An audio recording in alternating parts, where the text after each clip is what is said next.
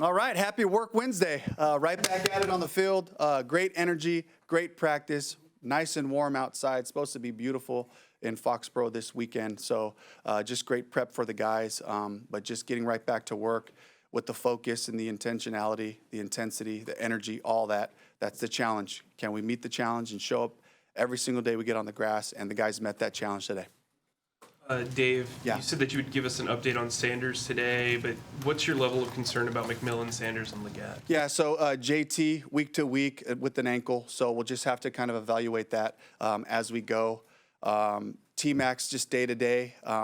He's got a little bit of a calf, so we'll just take a look at him tomorrow, move him around, and then just go from there. Who else did you ask about? Leggett. Yeah, Leggett, the hamstring, same thing. We're just evaluating them each day, see if we can get those guys both back out there. But, we have to just push them. We got to see what their capacity is and then make a decision from there. Day to day on Xavier also. Yes. This does give you an opportunity to look at some of your depth. Yeah. I know you probably don't want to give anything away, but when you put new guys into different situations, what are you learning about your depth chart?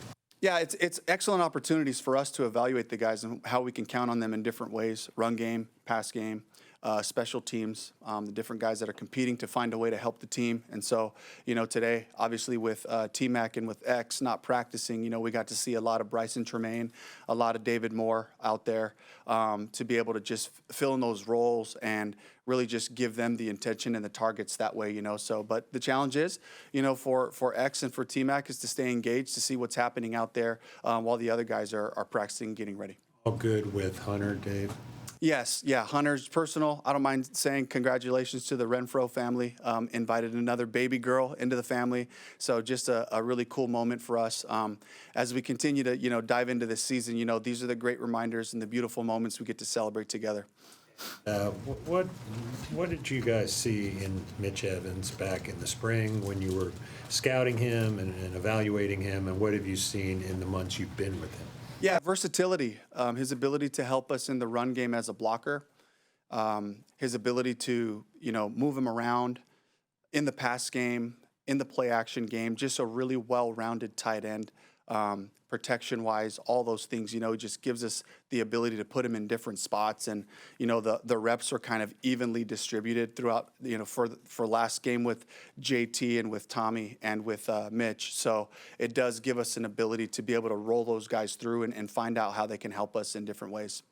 The T-Max injury, is that concerning to you? Is that something? We're just checking it out day to day, and then we'll just keep evaluating him tomorrow and on with the week. Back to JT and the tight ends with JT week to week now. The workload gets distributed down the line beyond Tommy now to Mitch and so forth. Yeah, with week to week, we'll get to see James Mitchell. And, we kept him here for a reason. Did a fantastic job for us in camp, preseason. A guy that we really trust who can help us in special teams as well. So really fired up for James to get an opportunity to come out there and help us. You guys really took advantage of pre-snap motion and some twists in the blocking scheme. This is a pretty good run defense in New England. Do you think you guys are going to have to be a little bit more creative to have success, or is this just like a matter of playing your game? Yeah, a combination of both things, right? Trying to see how they play the different runs and why are they having success, and for me, looking at the film, they have some really good players up front, and it's effort. These guys play hard, and they're very active. They're very active with their hands, getting off of blocks, trying to help, even though they're gap sound and all those things, sometimes the guys up front, they Milton Williams, for example, just being able to shed a block and show up to help, So this group is really playing well together. I think outside of a couple of big plays, in the couple of losses that they had, they're playing really sound fundamental football, and so it's a great challenge. Jimmy Horn, I know a lot of weeks has been wearing the scout team jerseys. Yeah. Did you have 3 available wideouts on the number 1 field today? Yeah, we used a bunch of the guys. We used everyone we had today just to make sure we filled in for that. How much of your request to play more of the younger defensive players after the opener was like, if we're going to play like we did in the opener, let's go down with some of our young guys? Or it really wasn't an emphasis. It's just who we are, philosophically speaking. We're developmentally minded. Can we find opportunities for young guys to help in different ways so we can gather information? Lathan Ransom make a big play to kind of exclamation point the game. Yeah. What did you see on that play as far as his technique and grit and stuff like that? Yeah, habits coming to life. This is a guy that every day in practice he attacks the football, whether he's showing up, being physical to make a tackle, or if you're second man in, he's trying to find the ball. And so these habits become who you are over time. And all of a sudden, in a moment, you react. And his reaction was, the tackle was secure. I'm going in for the ball. It was a great opportunity for us, and then Damani recovered it. So really glad to see those guys out there playing physical and playing off each other. One more injury Yeah. question. Jalen Coker is close to being eligible to come up. How's he progressing? Yeah, it's week to week right now. He is progressing, and we're trying to gather all the information, get him strong as possible before we can get him back out there. 4-week minimum before his window opens up, and then we'll see what he can do. We've been able to see Prince Yummy have a personality off the field. On the field, is he equally as joyful, and how does that kind of play into his game? The more he gets comfortable, I think this goes for all of our players, the more they get comfortable in what we're doing and how we're executing, the more we'll see their personality come alive. And he's still in that space where he's playing hard and he's trying to figure it out. And that goes for a lot of the young guys who are continuing to learn to feel that confidence, the mental confidence, which leads us to playing fast, and once and you have that confidence where I'm not second guessing my assignments, I'm not second guessing these things, that's when we start to see guys make plays, show us who they are, and that's what I'm looking for, really collectively for our groups as well. We talked a lot about David Moore in the past, especially on a week like this where you do have a lot of younger guys out there. How much do you lean on him just to kind of help relay messages, teach concepts, things like that? Yeah, it's really just the consistency of how Demo shows up. And he's an amazing human. He's always helping guys around him. He's always looking for ways to serve. And then when he's on the field, he gives everything he has. And that's the example that we love about Demo and the way he represents us. This is the style that we're looking for on the practice field, on the game field. How much can I do? Coach, is there any way I can help out? Being willing to play different roles on special teams, some in a backup role, but that's somebody that we really just love having because he can go in there and catch a punt, and he's like, I'm willing to help the team in any way possible, and that's the type of mentality we have to have. Do you have any background with Mike Vrabel, and is there anything you see on Patriots tape that is reflective of his personality? Really just watching his teams, in Tennessee over the years, and then, as a coordinator in Houston, and I think the signature is they don't do a lot. What they do really well, and that's what he's looking for. And it goes to the same thing. If he can get his guys in position where they know what to do, then they can fly around and play physical and make plays. And that certainly is happening. What I see on film, that is happening for that group on both sides, where they're not trying to reinvent the wheel. They have some wrinkles, but it's pretty good, just clean football and guys playing hard. He spent 2 hours watching y'all's kickoffs.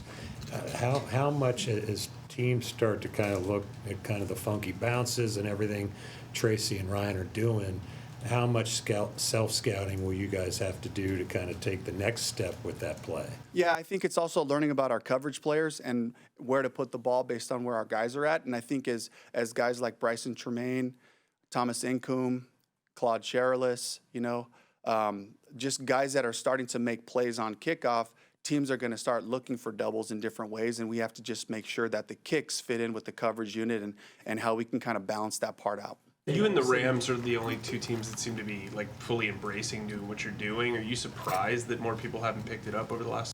I believe that most teams have tried throughout camp, and they know their kickers, and so you can only push them as far as their capabilities allow them. And Ryan and Matt Wright really showed an ability to try to challenge the return teams with different angles. And I'm sure that all the other teams were trying to spot balls in different ways, but you have to be cognizant of the landing zone and knowing the flip side if you don't get it in there, and giving the team an automatic, 35-yard line start if you can't land it, before he goes over the goal line. And so I think it's team to team. And, I have a lot of faith and confidence in a lot of the coaches knowing, this is our guy, this is what we can count on him to do.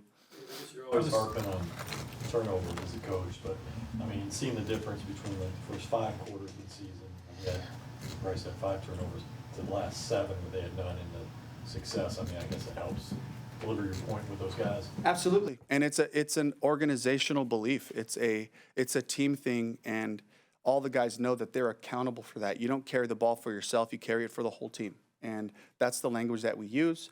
And the trust factor in, guys, when we play clean football and we can just get into our schemes, now we can have success. Now we can build a rhythm. Now we can set things up, you know, and it really goes for both sides of it.